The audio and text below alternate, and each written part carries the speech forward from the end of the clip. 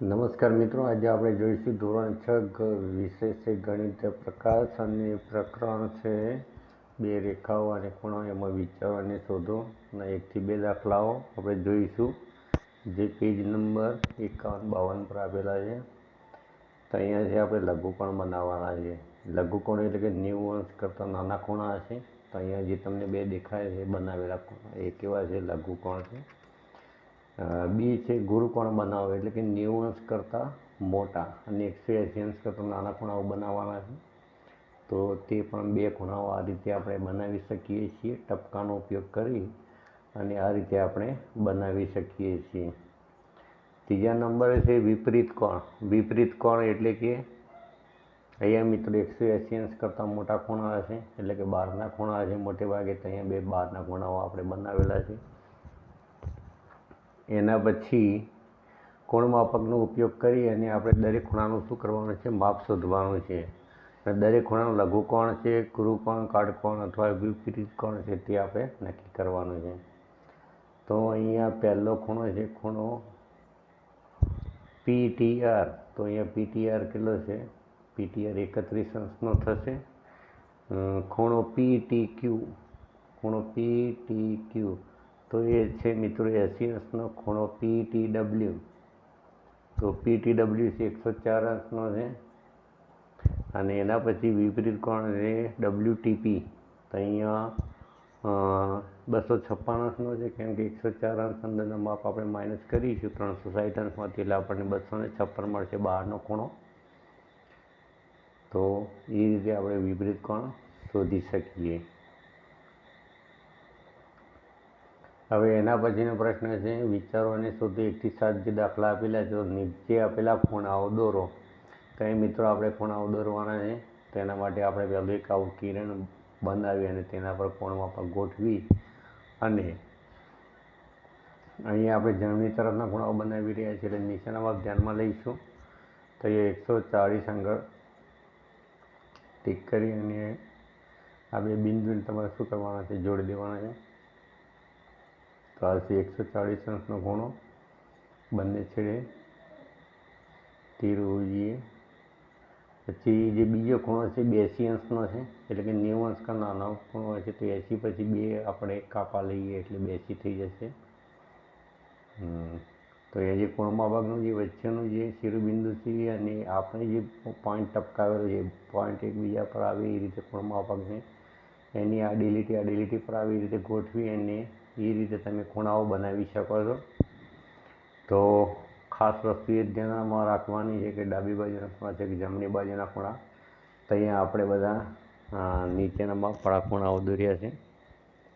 અહીંયા મિત્રો આપણે દોરવાનું છે 195 અંશ, એટલે કે 180 અંશનો ખૂણો સીધો થઈ જશે. હવે 195 અંશ કરવા માટે આપણે બીજો 15 અંશનો ખૂણો દોરવો પડે છે. એટલે કુલ થશે 180 અને 15 195 થશે. એટલે કે જે સીધો ખૂણો હતો એ ધ્યાનમાં લેવાનો નથી. હવે ખૂણો કેવો થઈ ગયો? મોટો થઈ ગયો. તો 180 અંશનો ખૂણો થશે. 15 અંશ ને 180 એટલે કે 195 અંશ. તો હવે 195 અંશનો ખૂણો થઈ જશે.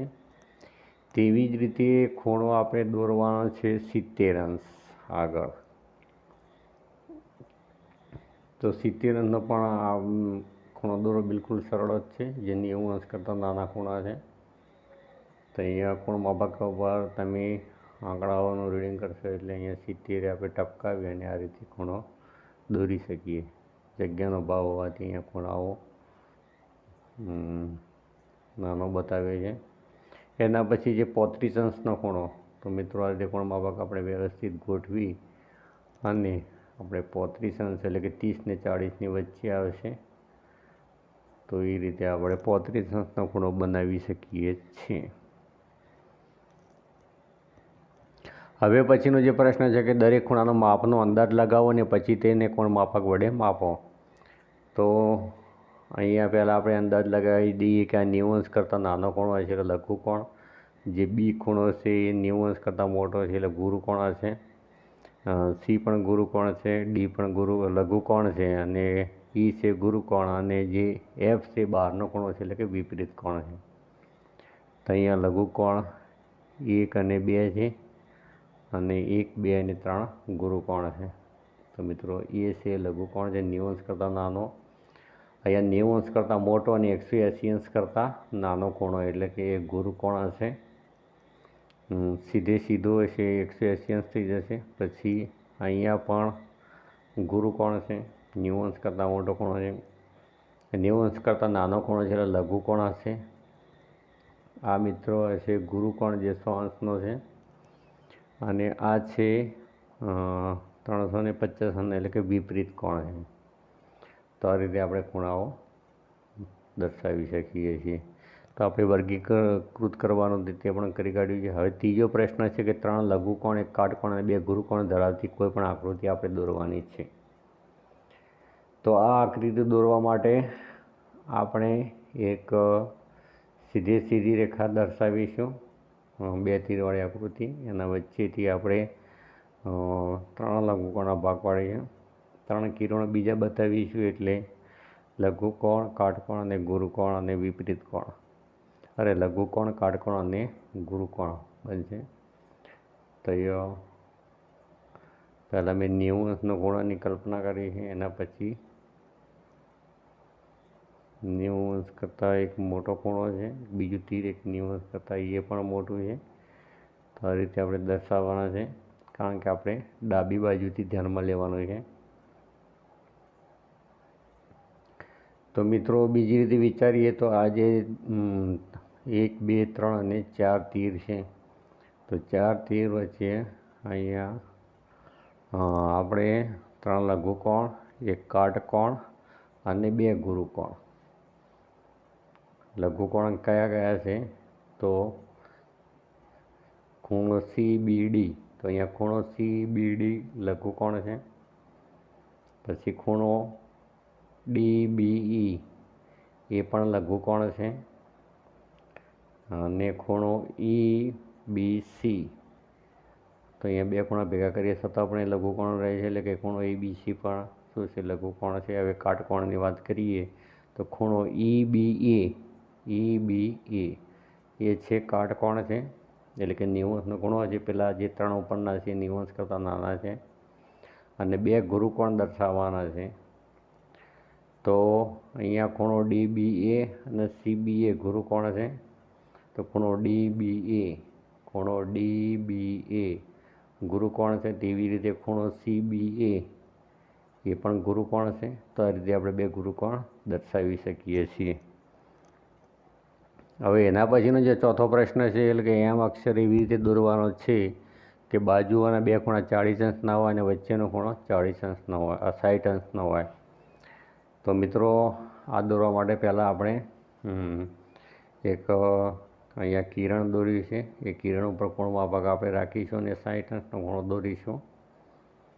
વચ્ચેનો ખૂણો આપણે 60નો દોરવાનો છે. તો અહીંયા આ રીતે ખૂણો માપક રાખી અને તમે 60 અંશનો ખૂણો દોરી શકો છો.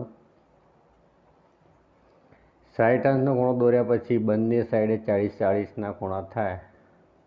તો જે એમ અક્ષર છે એની 2 જે ખૂણાઓ પડે છે એ ખૂણાની અંદર આપણે 40-40 અંશનું સેટિંગ કરવાનું છે. તો આ રીતે ખૂણો માપક રાખી અને અંદરની તરફ એવી રીતે અહીંયા પણ ઊંધું રાખવું પડે ખૂણો માપક અને નીચેની તરફ આપણે ખૂણો દોરવાનો છે. આ રીતે 40-40નું માપ કાઢી અને આ રીતે તમે એમ અક્ષર બનાવી શકો છો. તો અહીંયા 2 સાઈડોમાં બનશે ખૂણાઓ 40-40 અંશના ખૂણા બને છે અને વચ્ચેનો જે ખૂણો છે 60 અંશનો છે. તો ખૂબ જ સરળ છે, તમે જાતે પર પ્રેક્ટિસ કરી શકો છો. હવે એના પછીનો જે 5મો પ્રશ્ન છે કે અક્ષર વાય એવી રીતે દોરો કે એનાથી બનતા 3 ખૂણા 150 અંશ, 60 અંશ અને 150 અંશ હોય. એટલે કે અહીંયા જે ઉપરનો ખૂણો જે 60નો છે અને 2 બાજુના જે વાયના ખૂણા છે 150ના છે. એટલે કે 3 ખૂણાનો સરવાળો થશે 360 અંશ. કેમ કે અહીંયા વાયમાં આખું વર્તુળ આવી જશે, ઉપરનો ખૂણો અને 2 સાઈડના ખૂણા એટલે કે ટોટલ 3 ખૂણાઓ આખા વર્તુળને આવરી લે છે. એટલે કે અહીંયા થશે 360 અંશ. તો મિત્રો વાયમાં પણ આ રીતે આપણે કિરણ દોરી અને પહેલાં 60 અંશનો ખૂણો માપીશું. 60 અંશનો ખૂણો દોર્યા પછી આપણે એક જ વખત આપણે 150નો ખૂણો દોરીશું એટલે બીજો ખૂણો આપણને મળી જશે. તો એ 150નું માપ થશે એટલે સીધી લીટી જશે. તો એ 150 અને બીજી સાઈડે આપણે કંઈ દોરવાની જરૂર નથી, કેમ કે ઓટોમેટિકલી રીતે 150નું સેટિંગ થઈ જશે. તો અહીંયા 150 એની સામેનો ખૂણો પણ કેટલાનો હશે? 150નો જ હશે અને ઉપરનો જે ખૂણો છે 60 અંશનો છે. તો આ રીતે વાય અક્ષની અંદર આપણે 150 અંશ, 60 અંશ અને 150 અંશના ખૂણાઓ દોરી શકીએ. એટલે કે ટોટલ થશે 360 અંશ. હવે છઠ્ઠા નંબરનો જે દાખલો છે એમાં અશોક ચક્રમાં 24 આરા છે. તો બે આરાઓ વચ્ચેના ખૂણાનું માપ, અંશ માપ શું હોય છે અને બે આરાઓ વચ્ચે બનતો સૌથી મોટો લઘુકોણ કેટલો? તો મિત્રો એનો આપણે જવાબ હવે શોધવાનો છે. તો 24 આરા હોય છે એટલે કે આપણે 360 અંશને આપણે 24 વડે ભાગીશું એટલે આપણને બે એકબીજા પાસે આવેલા બે આરાઓ વચ્ચે કેટલા અંશનો ખૂણો બને છે આપણને મળશે. તો અહીંયા 360 ભાગ્યા 24 કરીશું એટલે 24 એકા 24, 6માંથી 4 જશે એટલે 2 3 2, 24 5 120. એટલે કે અહીંયા બે આરા વચ્ચે 15 અંશનો ખૂણો બનશે. તો આ રીતે 15 અંશનો ખૂણો બને છે. બે આરાઓ વચ્ચે બનતો સૌથી મોટો લઘુકોણ કયો છે? તો મિત્રો અહીંયા 15 5 75, 15 6 90 એટલે વધી જાય છે. એટલે કે અહીંયા 15 5 75, 15 6 90 અંશ. એટલે કે 90 અંશ ના આવે, 15 5 75 આવે છે. એટલે કે સૌથી મોટો જે છે જે લઘુકોણ એ કેટલાનો હશે? 75 અંશનો હશે. તો બે આરા વચ્ચે 15 અંશનો ખૂણો બનશે અને સૌથી મોટો લઘુકોણ 75 અંશનો હશે. તો આ રીતે આપણે છઠ્ઠા નંબરનો જે પ્રશ્ન હતો એનું સોલ્યુશન આપણે આ રીતે આપી શકીએ. હવે 7મા નંબરમાં છે કોયડો છે કે લઘુકોણ છે મારાથી 3 ગણો કરીએ તો એક લઘુકોણ મળે છે, 4 ગણો કરો તો પણ લઘુકોણ મળે છે અને 5 વડે ગુણો તો ગુરુકોણ મળે છે. તો મિત્રો આપણે જાણીએ છીએ કે 19નો ઘડિયો જે છે 19 5 થશે 95. એટલે કે 5 વડે ગુણો એટલે શું થઈ જાય છે? ગુરુકોણ થઈ જાય છે. તો 19 એકા 19, 19 2 38, 19 3 57, 19 4 76 અને 19 5 થશે 95. એટલે કે જ્યારે 5 વડે ગુણવામાં આવે ત્યારે ગુરુકોણ બની જાય છે.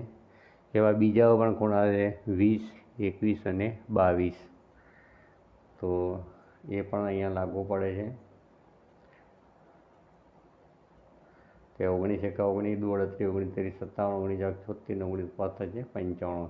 એટલે કે જો મારા માપને 5 વડે ગુણવામાં આવે તો ગુરુકોણ બની જાય છે. તો અહીંયા 19 પછી 20, 21 અને 22. તો આ રીતે આપણે આ કોયડાનો જવાબ આપી શકીએ.